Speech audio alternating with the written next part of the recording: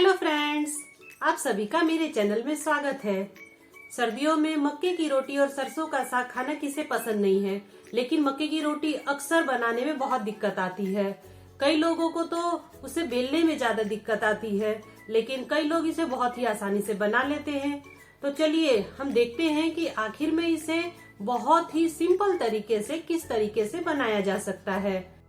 मक्के की रोटी का जो आटा होता है वही सबसे महत्वपूर्ण होता है, क्योंकि जितना हम मक्के के आटे को गूंदेंगे, जितना मसलेंगे, हमारी रोटी उतनी ही सॉफ्ट और फूली फूली बनेगी। मैं तो इस रोटी को आज बिना बेलन के हाथ पर पानी लगाकर बेलने वाली हूँ। तो आप देखिए किस तरीके से मैं इस रोटी को बहुत ही इजी तरीके से हाथों से ही बेलकर मैं इसे बनाऊंगी और सारी रोटियां मेरी बहुत ही फूली फूली बनेंगी। आप जानते हैं कि मक्के के आटे के अंदर बहुत सारे ऐसे गुण पाए जाते हैं जो हमारे शरीर के लिए बहुत जरूरी होते हैं। इसके अंदर कैल्शियम, आयरन, फास्फोरस और कई ऐसे तत्व पाए जाते हैं जो हमारे शरीर के लिए बहुत जरूरी होते हैं। इसको खाना है, लेकिन इसे बनाना भी तो आना चाहिए। तो चलिए बनाना स्टार्ट करते हैं। सबसे पहले हम आटा गूंदने के लिए पानी गरम करेंगे। हमने 1 कप पानी लिया है। आप पानी की मात्रा थोड़ी सी बढ़ाकर ही गर्म कर लीजिए। अब इसे हम ढककर रख देंगे और फिर एक परात में या एक बड़े बर्तन में हम लेंगे 2 कप मक्के का आटा। लगभग मैंने आधा किलो 500 ग्राम के आसपास मैंने मक्के का आटा लिया है। मैंने पैकेट वाला आटा लिया है। अगर आपके आसपास कहीं चक्की पर मक्के का आटा मिल जाए तो आप उसे लीजिएगा, क्योंकि फ्रेश पिसा हुआ जो आटा होता है उसकी मिठास बहुत ही अच्छी होती है। पैकेट वाला तो 2-3 महीने पुराना भी होता है, तो थोड़ा खाने में उसके अंदर कड़वापन होता है।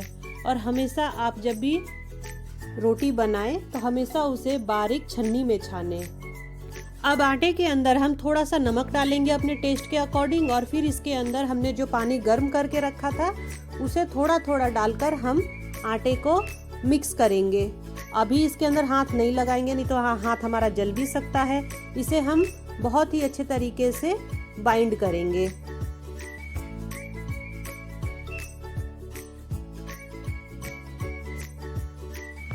शुरुआत में हमें पानी ज़्यादा नहीं डालना है, हमें थोड़ा थोड़ा ही पानी डालकर आटे को इकट्ठा करना है और फिर इसे हम हाथों से मसल कर इसे हम लगभग आधे घंटे के लिए ढककर रखेंगे गर्म जगह पर।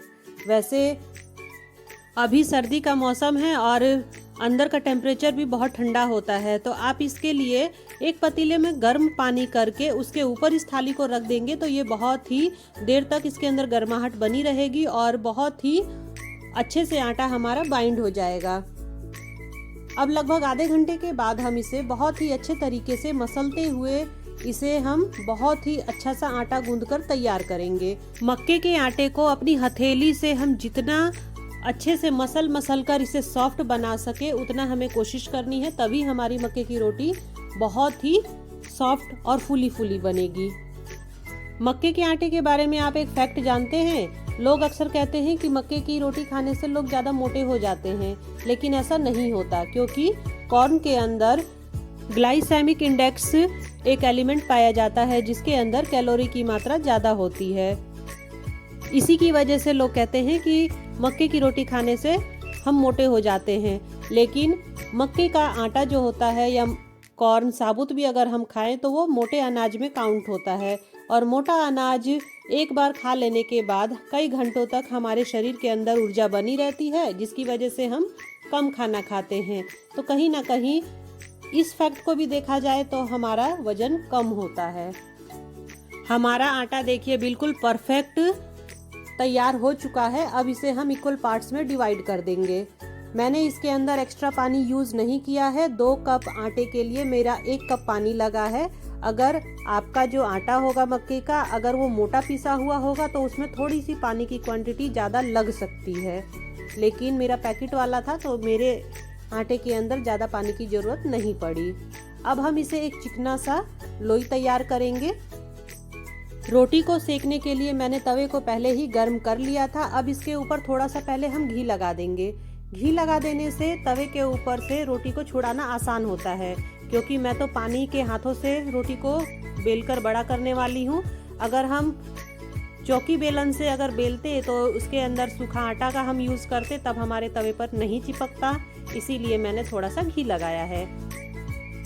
अब हाथों की सहायता से हम रोटी को बहुत ही अच्छे तरीके से बेलकर बड़ा करेंगे और उसके क्रैक्स अगर कहीं फट जाते हैं तो हम उसको ठीक कर लेंगे। अब तवे पर रखेंगे और इसे हम लगभग 2 से 3 मिनट के लिए ऐसे ही पकने देंगे, क्योंकि मक्के की रोटी थोड़ी सी मोटी बेली जाती है।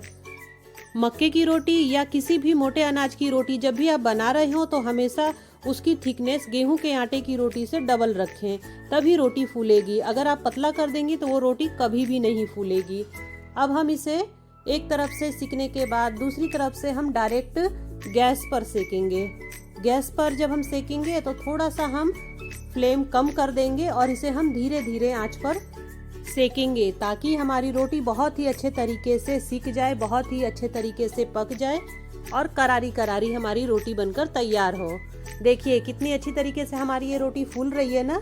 अब सेम इसी तरीके से हम बाकी सभी रोटियों को भी बनाकर ऐसे ही हम डायरेक्ट आग पर सेक लेंगे और हमारी सारी रोटी बिल्कुल परफेक्ट फूली हुई बनेगी। अगर आपको पानी लगे हाथों से रोटी बेलने में प्रॉब्लम हो रही हो तो आप चकले बेलन पर सूखा आटा लगाकर भी नॉर्मल रोटी की तरह बेलकर इसे बना सकते हैं, क्योंकि हमने आटे को बहुत ही अच्छे तरीके से गूंदा है, बहुत ही अच्छे तरीके से मसलते हुए हमने इसको सॉफ्ट कर लिया है। मेन तो होता है इसके अंदर ग्लूटेन को एक्टिव करना। इसके एक्टिव होते ही हमारी जो रोटी है बिल्कुल शेप में आने लगती है। अब आप इसे किसी भी तरीके से बनाइए, ये रोटी बिल्कुल परफेक्ट शेप में बनेगी और फूली हुई बनेगी।